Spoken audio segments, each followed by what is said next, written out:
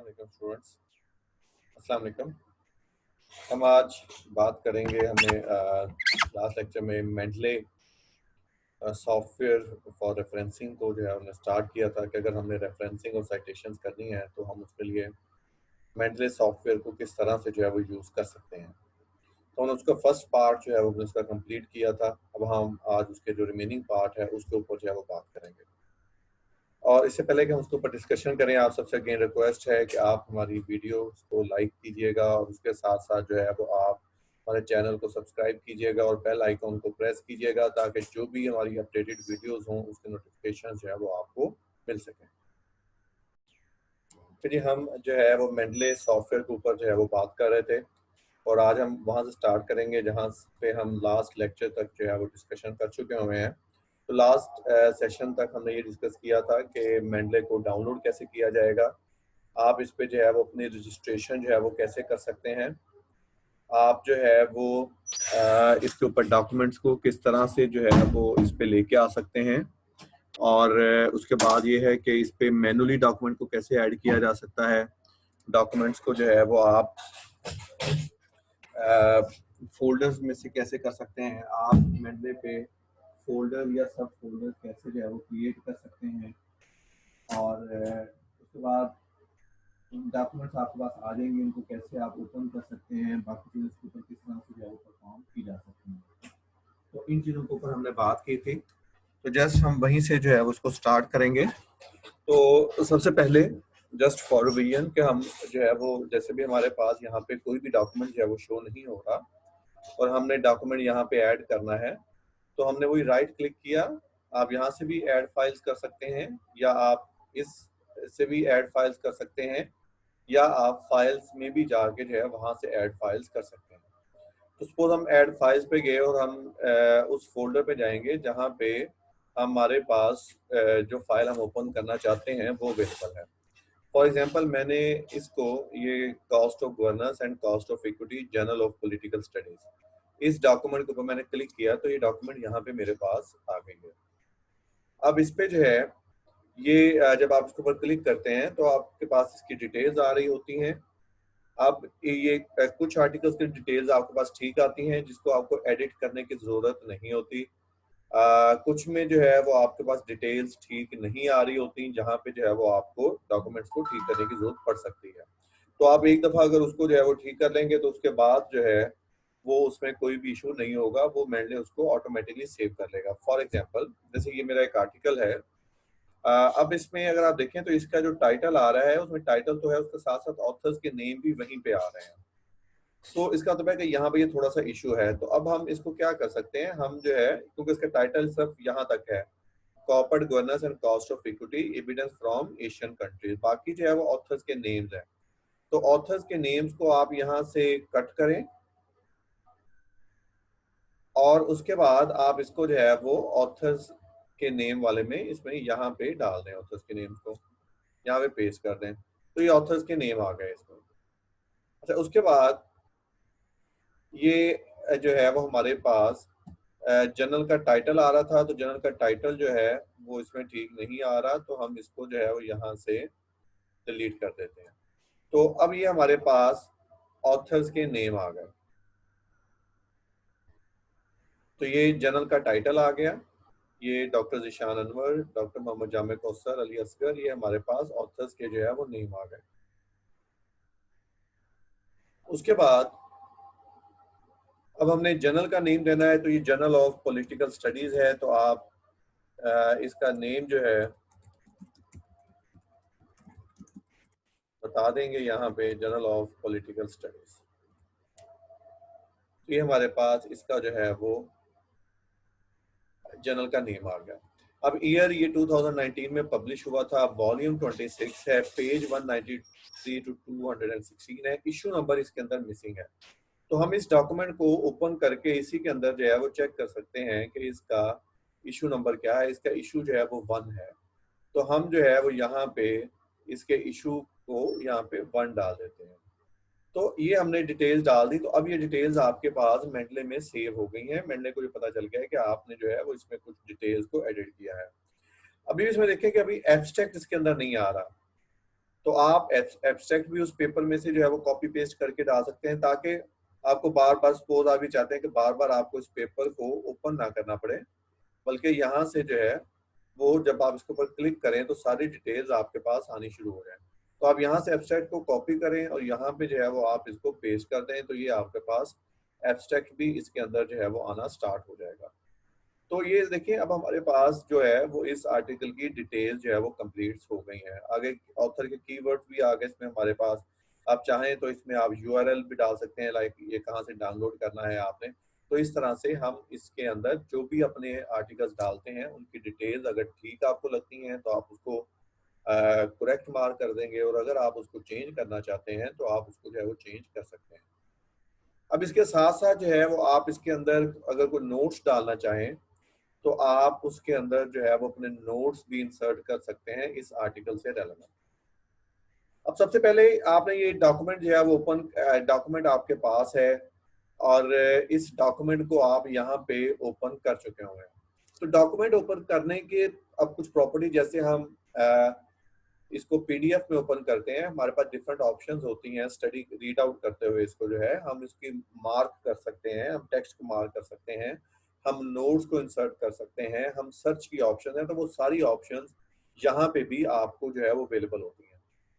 For example हमने ये कहा कि हमने इस आर्टिकल को हम पढ़ रहे थे और पढ़ते पढ़ते हम इसको यहाँ पे थोड़ा सा नीचे आए, तो यहाँ पे एक ये टेक्स्ट है। फॉर एग्जांपल हमें ये टेक्स्ट जो है वो इम्पोर्टेंट लगी है, ये सेंटेंस जो है, और हम जो है वो ये चाहते हैं कि हम इसको जो है वो हाईलाइट कर लें इस टेक्स्ट को। अब इसको जो है वो आप यहाँ पे जो आपके पास ये हाईलाइट का ऑप्शन आ रहा है, आप इसको प्रेस कर देंगे तो ये आपके पास टेक्स्ट जो है वो हाईलाइट हो जाएगी। उसके बाद इसके अंदर जो है ये जो सेकंड पॉइंट था, इसमें भी आपको ये चीज जो है वो अच्छी लगी है।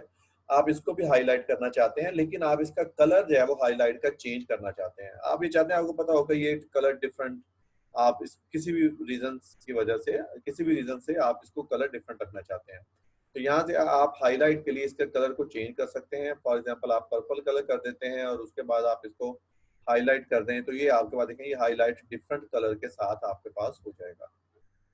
इसी तरह से जो है आपके पास ये एक सेंटेंस है, आप इसको भी जो है वो हाईलाइट करना चाहते हैं, लेकिन इसके लिए कलर जो है वो आप से येलो यूज करना चाहते हैं, तो आपने येलो कलर के साथ इसको हाईलाइट कर दिया, तो ये येलो कलर के साथ हाईलाइट हो जाएगा। तो इसमें सबसे पहले जब आपने अगर हाईलाइट करने हैं तो आप different colours for different purposes के साथ इसको हाईलाइट कर सकते हैं। सेकंड, जब आपने डॉक्यूमेंट को ओपन किया हुआ है और उसके अंदर सपोज यहाँ पे हमको एक नोट जो है वो ऐड करना चाहते हैं, तो यहाँ पे आप नोट की ऑप्शन में जाएंगे और यहाँ पे आप नोट डाल सकते हैं। For example to be reviewed later. तो आपने ये बता दिया कि हमने यहाँ पे जो है वो इस पैराग्राफ को, इस सेंटेंस को हमने बाद में रिव्यू करना है, तो ये यहाँ पे आपके पास नोट का ऑप्शन आ गया। तो अब इस तरह से क्या होगा, इस तरह से आप अपने डॉक्यूमेंट्स को, आपको अलहदा से इसके अंदर जितने आप डॉक्यूमेंट्स रखेंगे उनको आपको अलहदा से पीडीएफ में ओपन करने की ज़रूरत नहीं होगी। आप इसी के अंदर ओपन करके उनके ऊपर अपनी सारी वर्किंग जो है वो कंप्लीट कर सकते हैं। तो सपोज इस डॉक्यूमेंट पे जो कुछ हमने करना था वो कर लिया और ये डॉक्यूमेंट जो है वो हमारा कंप्लीट हो गया। अब और ये उसको ऑटोमेटिकली जो है वो इसको साथ साथ आपके पास जो है वो सेव करता जाएगा। आप इसको एक दफा सिंक कर देंगे यहाँ से, तो ये डेटा जो आपने हाईलाइटिंग्स की है, जो कुछ इसके अंदर किया हुआ है, ये देखें ये स्क्रीन पे बॉटम पे आपको शो कर रहा है कि ये सिंक्रोनाइज कर रहा है इन तमाम चेंजेस को। तो ये इस डॉक्यूमेंट के जो भी आपके चेंजेस है ये सिंक्रोनाइज हो जाएंगे, और आपने जहाँ जहाँ पे हाईलाइटिंग की है, जहाँ जहाँ पे आपने चीज़ों पे वो नोट को ऐड किया है, वो इसके अंदर ऐड हो जाएगा। सपोज अब हम इस पेपर को जो है वो क्लोज कर देते हैं, तो हमने ये इस पेपर को यहाँ से क्लोज कर दिया। अब देखिए इसके अंदर जितनी भी डिटेल्स हैं वो सारी की सारी आपके पास जो है वो डिटेल्स सेव्ड है, और अगर आप इसको दोबारा से ओपन करेंगे तो जहाँ जहाँ पे आपने हाईलाइट्स डाली हैं, जहाँ जहाँ पे आपने नोट डाला हुआ है, वो नोट आपके पास ऑलरेडी जो है वो अवेलेबल है। तो ये हमारे पास इसमें है कि जब हम जो है क्योंकि हम ये बेसिकली बात कर रहे थे अपने इस कंटेंट के ऊपर, find and organise your library, कि जिसमें जो है वो आप अपनी लाइब्रेरी को कैसे बिल्ड करते हैं। लाइब्रेरी में जितने भी आपके पास पेपर्स होंगे आप उनको इस तरह से ओपन करके रीड आउट कर सकते हैं, उसको हाईलाइट कर सकते हैं, टेक्स्ट को आप जो है उसमें नोट्स को ऐड कर सकते हैं।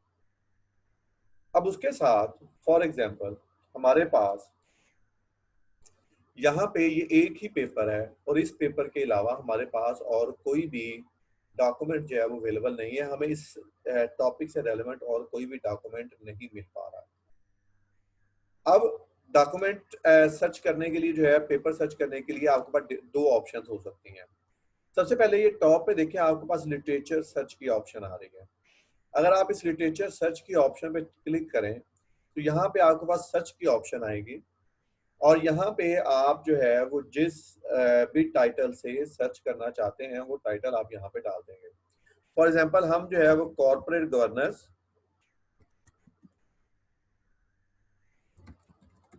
एंड फर्म प्रॉफिटेबिलिटी, इसके ऊपर जो है वो हम आर्टिकल्स को जो है वो सर्च करना चाहते हैं। तो जब आप इसको लिख के क्लिक करेंगे तो ये आपको डिफरेंट पेपर्स जितने भी इसके पास अवेलेबल हैं वेबसाइट पे, वो पेपर्स जो है वो आपके पास यहाँ पे आने स्टार्ट हो जाएंगे। अब आप यहाँ पे पेपर्स को देख सकते हैं कि यहाँ पे कौन कौन से पेपर्स हैं और आप इसमें से जो पेपर आपको बेहतर लगे, फॉर एग्जांपल आपने इसको देखा, ये पेपर आपको अच्छा लगा, तो आप इसका रेफरेंस जो है वो यहाँ से देखें, ये जो सेव रेफरेंस आ रहा है राइट अपर कॉर्नर में जो है, आप यहाँ पे इसको ऐड करेंगे तो ये पेपर आपके पास ऐड हो जाएगा वहां पे। तो आपने सेव रेफरेंस किया, ये सेव टू लाइब्रेरी, ये आपकी लाइब्रेरी के अंदर पेपर ऐड हो गया। उसके बाद आपने एक ये भी पेपर देखा, ये भी पेपर आपको अच्छा लगा, आपने इसको भी सेव रेफरेंस कर लिया।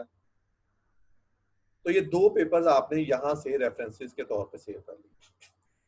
उसके बाद फॉर एग्जांपल आपको जो है वो लगा कि इसमें मुझे 7 ऑथर नेम से मैंने सर्च करना है, तो आप इसके ऊपर जब ये इस ड्रॉप डाउन मेन्यू को ओपन करेंगे तो यहाँ पे ऑथर्स का नेम भी आप ऐड कर सकते हैं। आप टाइटल पहले दिया हुआ है, पब्लिकेशन नेम से भी हो सकता है, ईयर से भी हो सकता है और ओपन एक्सेस से भी हो सकता है। सपोज हम ऑथर नेम से करते हैं और हम इसमें ऑथर्स जो है वो ज़ीशान अनवर जो है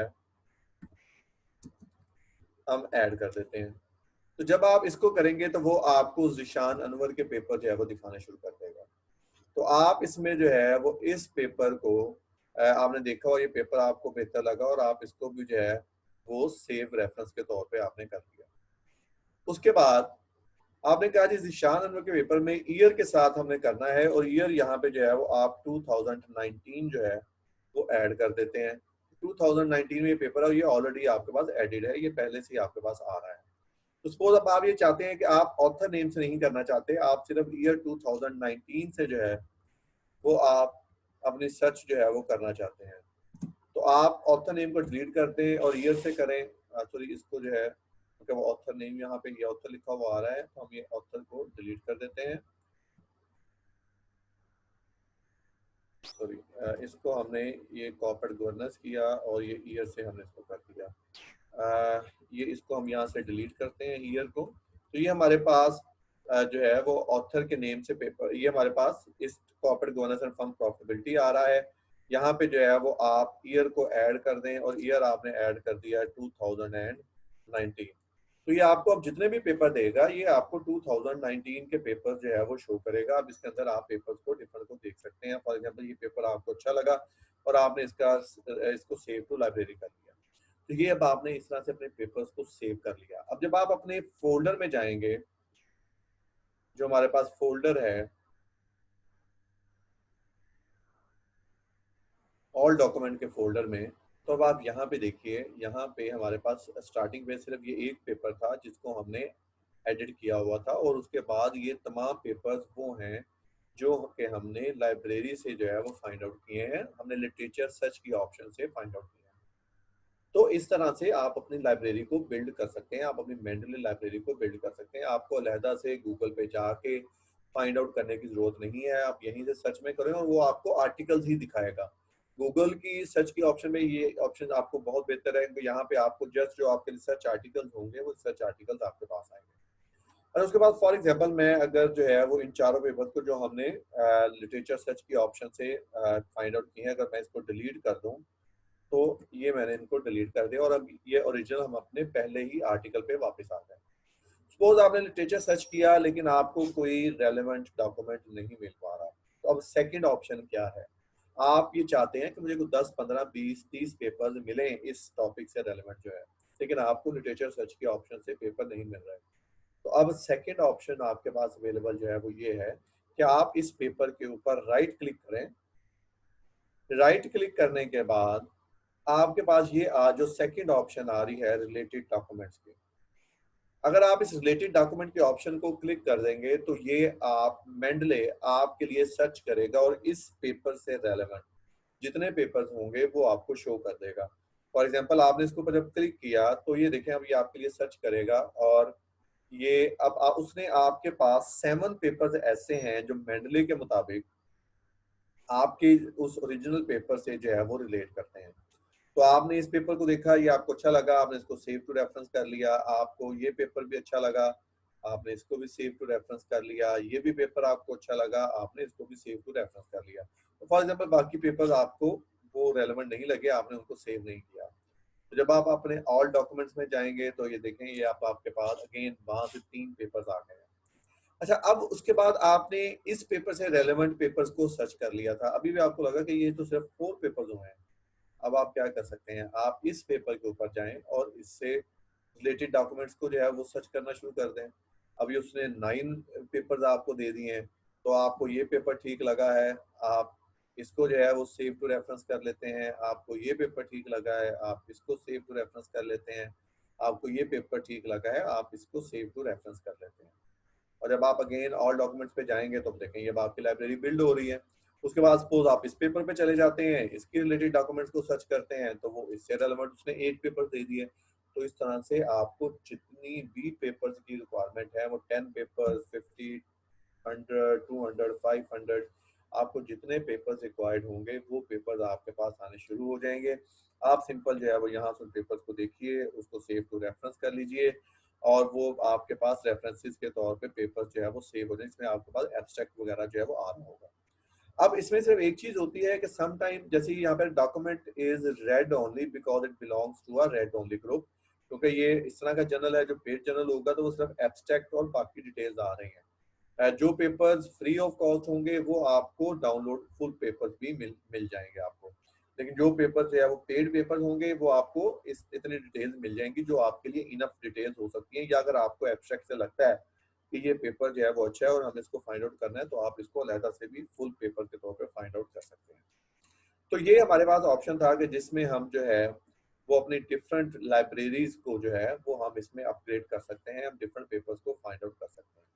और फॉर एग्जांपल मैं अगेन इन तमाम जो हमने न्यू पेपर्स फाइंड आउट किए थे उसको हमने डिलीट कर दिया और हम अगेन अब अपने ओरिजिनल पेपर के ऊपर वापस आ गए।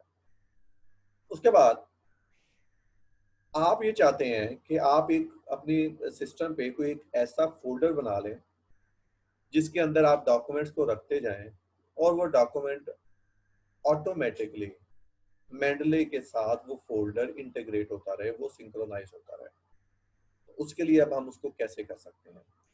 फॉर एग्जाम्पल देखिए हमारे पास यहाँ पे सिर्फ एक ही जो है वो डॉक्यूमेंट आ रहा है और हम एक फोल्डर बना लेते हैं अपने पास डेस्कटॉप के ऊपर। और डेस्कटॉप के ऊपर जो है वो हम मेंडले के नाम से एक हम फोल्डर क्रिएट कर देते हैं।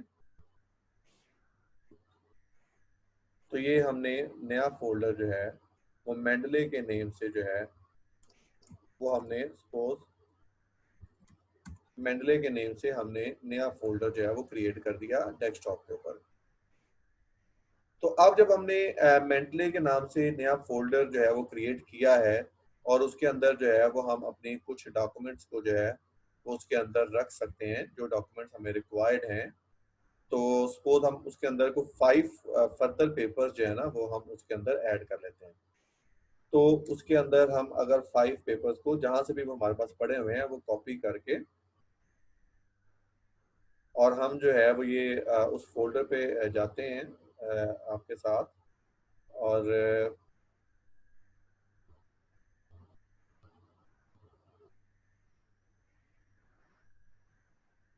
तो सपोज मैं ये बेंटले पे जो है मैंने ये 5 पेपर जो है वो डेस्कटॉप पे जो मेंडले का सॉफ्टवेयर बनाया वो मैंने वहां पे उसको कर लिया। मेंडले के फोल्डर में मैंने वो पेपर्स डाल दिए। अब मेंडले के अंदर जो आपने फोल्डर बनाया है और आपने फोल्डर डाला है वहां पे, ये मेरे पास मेंडले में, ये मेंडले का सॉफ्टवेयर बनाया डेस्कटॉप पे, और हमने जो है वो इसके अंदर 5 फोल्डर डाल दिए, 5 पेपर इसके अंदर हमने ऐड कर दिए। अब हम दोबारा से जो है वो अपने मेंडले डेस्कटॉप स्क्रीन पे जो है वो चले जाते हैं।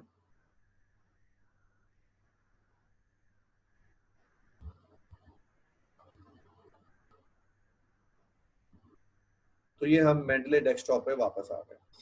अच्छा, अब हम जो हमने डेस्कटॉप पे जो फोल्डर बनाया है, हम उसको वॉच फोल्डर के तौर पे करना चाहते हैं। तो उसके लिए आप फाइल पे जाएंगे और यहाँ पे आप जो है वो वॉच फोल्डर पे जो है वो क्लिक करेंगे, फाइल, ये थर्ड ऑप्शन वॉच फोल्डर।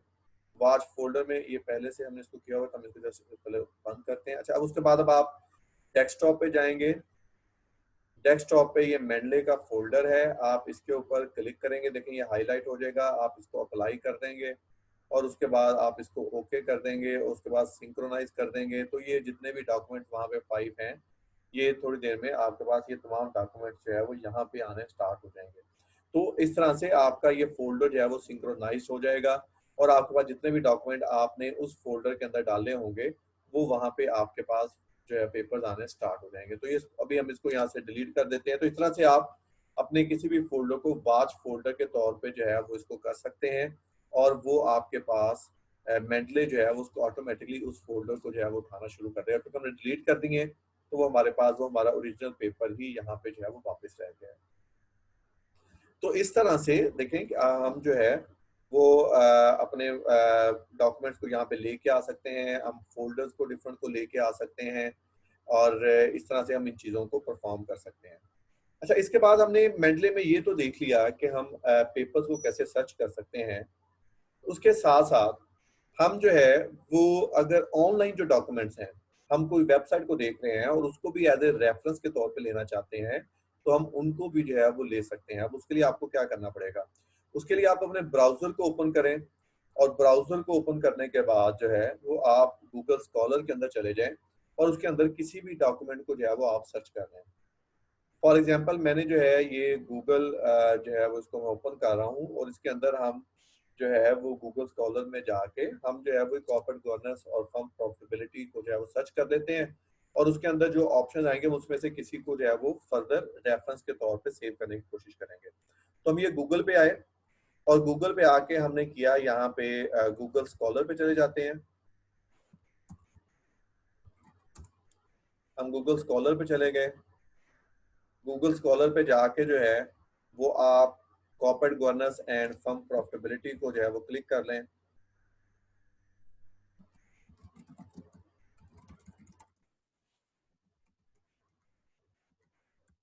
आपने इसके ऊपर क्लिक किया, अब आपके पास ये डिफरेंट ऑप्शंस आ रही हैं और सपोज ये आपको एक पहला आपको नजर आ रही है ये वाली ऑप्शन, और अब आप इसको जो है वो आप इसमें इंटरेस्टेड हैं तो आप इसको राइट क्लिक करके जो है इसको ओपन कर लें। तो ये डॉक्यूमेंट आपके पास जो है वो ओपन हो रहा है, ये टैब आपके पास ओपन हो रहा है। अब ये टैब आपके पास ओपन हो गया। अब इसके अंदर देखें ये आपके पास आ रहा है, एब्स्ट्रैक्ट वगैरह आ गया। अब आप इसको भी एज ए रेफरेंस ऐड करना चाहते हैं। अब रेफरेंस के तौर पे ऐड करने के लिए अगर आप यहाँ पे अपर कॉर्नर पे देखेंगे, यहाँ पे टॉप पे, तो यहाँ पे देखेंगे ये मेंडले का टैब आ रहा है क्योंकि ये हमने वेब इंपोर्टर इसके अंदर इंस्टॉल किया हुआ है। ये जो लास्ट लेक्चर में आपको बताया था कि आपने सबसे पहले जो दो ऑप्शंस आपने जिनको इंस्टॉल करना है जब आप मेंडले को इंस्टॉल करते हैं और फर्स्ट टाइम रन करते हैं, तो एक तो साइटेशन प्लगइन को आपने इंस्टॉल करना है और दूसरा आपने इस इंटरनेट प्लगइन को जो है वो आपने इंस्टॉल करना है। तो अभी देखिए मेरे पास यहाँ पे ये मेंडले का टैब आ रहा है, web importer, Mendel web importer हम इसको कहते हैं।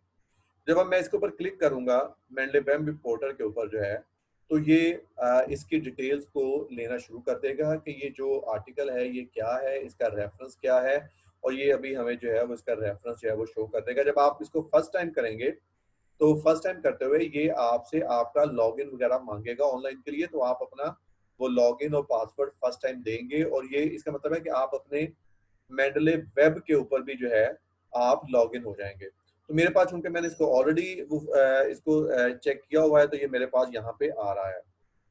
अब आप ये देखें कि वो आपको ये जो फर्स्ट पेपर है corporate governance and firm profitability evidence from Korea before the economic crisis, ये इस पेपर का दे रहा है। और इसके साथ कुछ और भी दे रहा है। मैंने इसको जो है वो सपोज क्लिक कर दिया। बाकी भी कुछ के साथ और भी डिफरेंट ऑप्शंस आ रही हैं, आप चाहें तो आप उनको भी कर सकते हैं, लेकिन मैं सिर्फ इसी पेपर में इंटरेस्टेड हूँ तो मैंने इसको कर दिया। और उसके बाद यहाँ पे देखें, आपके पास अगर आप सिलेक्ट ऑल करना चाहें तो आप सारे सिलेक्ट करके कर सकते हैं।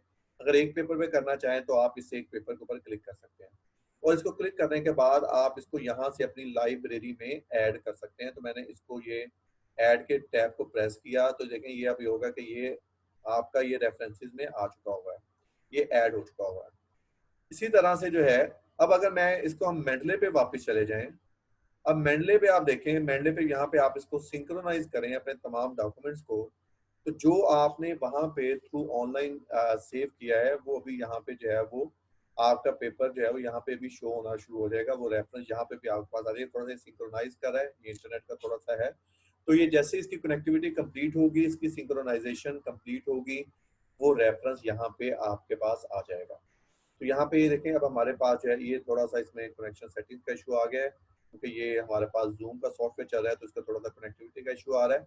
तो यहाँ पे ऑटोमेटिकली जो है वो आपके पास जो रेफरेंस आपने वहाँ पे ऐड किया है, वही रेफरेंस यहाँ पे भी आपके पास, ये देखें ये हमारे पास ये रेफरेंस आ गया, journal of corporate governance and firm profitability evidence from Korea before the economic crisis, journal of financial, और देखो ये इसकी सारी डिटेल्स भी हमारे पास आनी शुरू हो गई। और अब आपने इसको बताना है कि डिटेल्स आर करेक्ट, कि क्या ये डिटेल्स करेक्ट हैं। क्योंकि ये सारी डिटेल्स करेक्ट हैं तो आपको करेक्ट कर देंगे, और अगर ये डिटेल्स करेक्ट ना हो तो आप यहाँ से ऑथर्स नेम को चेंज कर सकते हैं। आप इसके जैसे जैसे हमने पहले किया था, आप इसके जनरल नेम और बाकी डिटेल एब्स्ट्रैक्ट वगैरह को चेंज कर सकते हैं। तो इस तरह से देखें हम अपने जो है वो पीडीएफ को भी डाउनलोड कर सकते हैं। देखिए ये इसके साथ पीडीएफ का साइन नहीं आ रहा, क्योंकि ये हमने वेब से जो है इम्पोर्ट किया, वहाँ पे पीडीएफ इसका वर्जन अवेलेबल नहीं था। तो ये हमारे पास, ये हमने आज देखा कि हम अपने पीडीएफ के डॉक्यूमेंट्स को कैसे मेलने के अंदर लेके आ सकते हैं। एक पीडीएफ की फाइल से हम कैसे अपनी लाइब्रेरी को लिटरेचर सर्च के ऑप्शन से इन्हेंस कर सकते हैं, या हम इसके रेलेवेंट डॉक्यूमेंट्स को कैसे जो है वो सर्च कर सकते हैं। हम वाच फोल्डर को जो है वो कैसे क्रिएट कर सकते हैं। हम वेब से कैसे जो है वो इंपोर्ट कर सकते हैं जो डॉक्यूमेंट्स को, रेफरेंसेस को जो है। तो ये आज का सेशन हमारा यहाँ तक ही है, और अब इसका जो थर्ड जो लास्ट सेशन होगा नेक्स्ट हमारा जो है, उसके अंदर हम देखेंगे कि जब हमारी लाइब्रेरी जब बिल्ड हो चुकी होगी तो हम वर्ड के ऊपर रेफरेंसेस और साइटेशंस को कैसे ऐड करेंगे मेडले से, और हम इसके जो स्टाइल्स हैं डिफरेंट जो है उसको हम कैसे जो है वो चेंज कर सकते हैं। एपीए कैसे लेके आ सकते हैं, हार्वर्ड कैसे लेके आ सकते हैं, कोई और स्टाइल लेना है तो उसको जो है वो आप कैसे इसमें जो है वो ऐड कर सकते हैं।